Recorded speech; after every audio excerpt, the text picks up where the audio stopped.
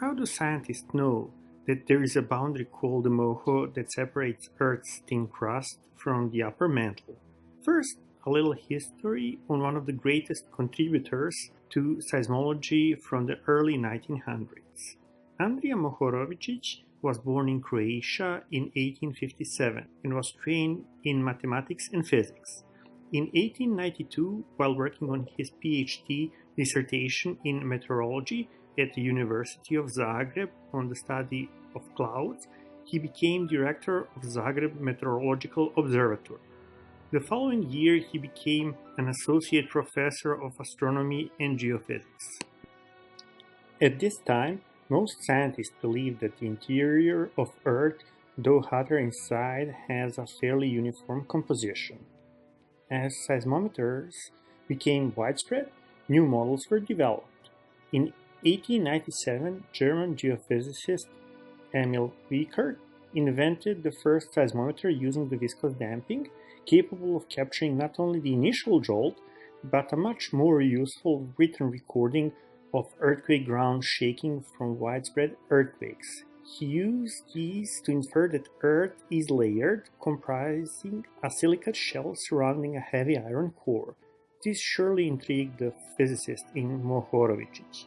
By the turn of the century, Mohorovičić had come to the conclusion that it would take about 1,000 years of observation to gather enough meteorological data to develop reliable information about the climate, whereas he could make more immediate contribution in the expanding field of seismology. In 1901, he obtained his first horizontal motion seismograph, and the Zagreb Seismological Station was founded. 5 years later, Mohorovičić talked a colleague into lending him a vertical component seismograph. It was installed in the basement of the Institute in 1906 and recorded the great San Francisco earthquake of that year.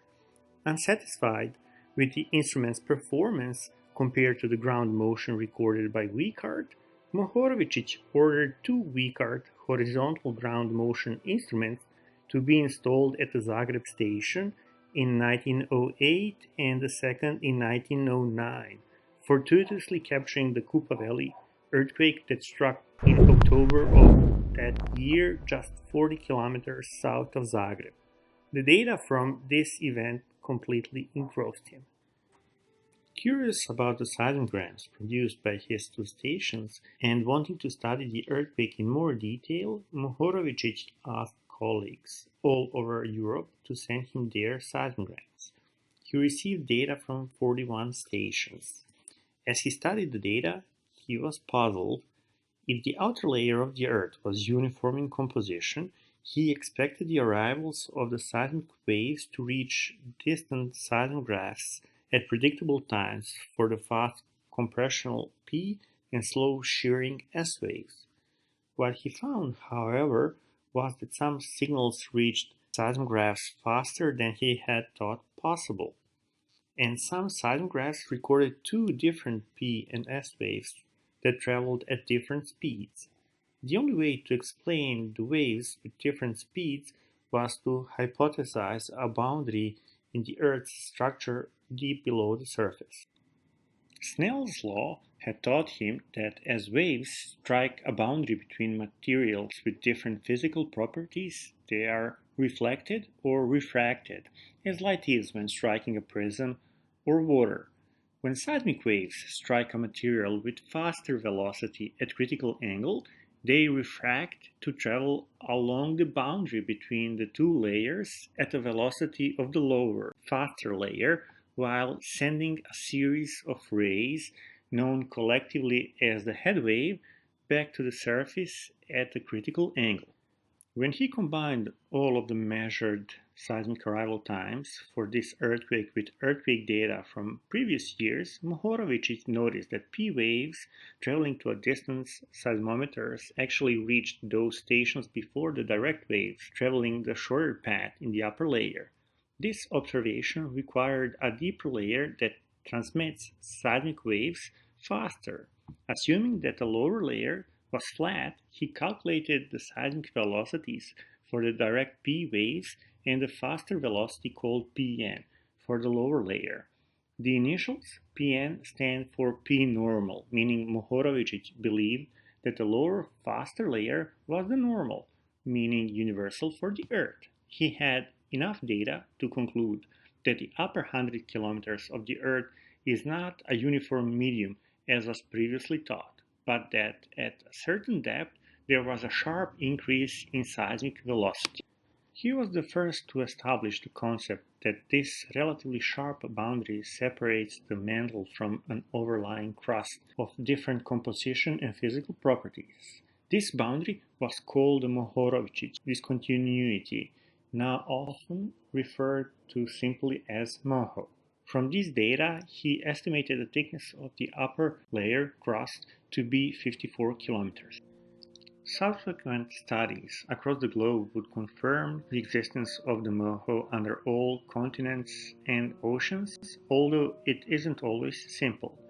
Rather than regarding the Moho as the base of a homogeneous crustal layer, it is better to view it as a zone where velocities increase rapidly to value above about 7.7 kilometers per second.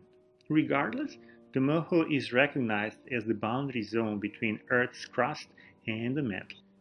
Locating the Moho has helped us understand the basaltic oceanic crust is remarkably uniform in thickness at 5 to 8 kilometers thick, and that continental crust with an average thickness of 40 kilometers varies greatly, from 70 kilometers thick beneath major mountain systems like the Himalayas, where compressional tectonic has stacked wedges of crust on top of one another, to only 25 kilometers in drift zones, such as the Basin and Range province, where crust has been thinned by extension. Although 70 kilometers sounds thick, the crust is just a thin shell on the outside of the Earth, accounting for less than 1% of Earth's volume. The mantle sandwich between the crust and core is considered to be of fairly uniform, high iron and magnesium silicate throughout.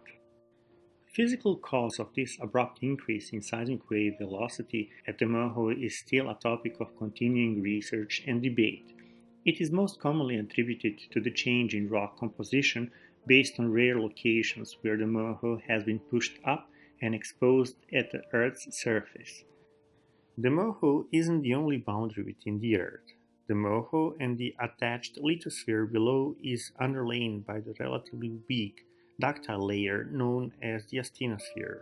Although the presence of the asthenosphere within the mantle was suspected as early as 1926, its presence wasn't confirmed until analysis of seismic waves from magnitude 9.5 Great Chilean Earthquake of 1960 indicated a universal seismic slow zone approximately 80 to 200 kilometers below the surface.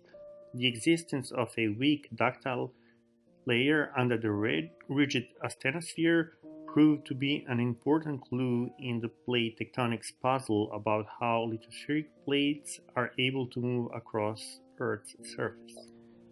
Andrea Mohorovičić wrote, "The goal of seismology is to study the interior of the Earth and to continue where the geologist stops. It has in modern seismographs a sort of binoculars that enables us to look into the largest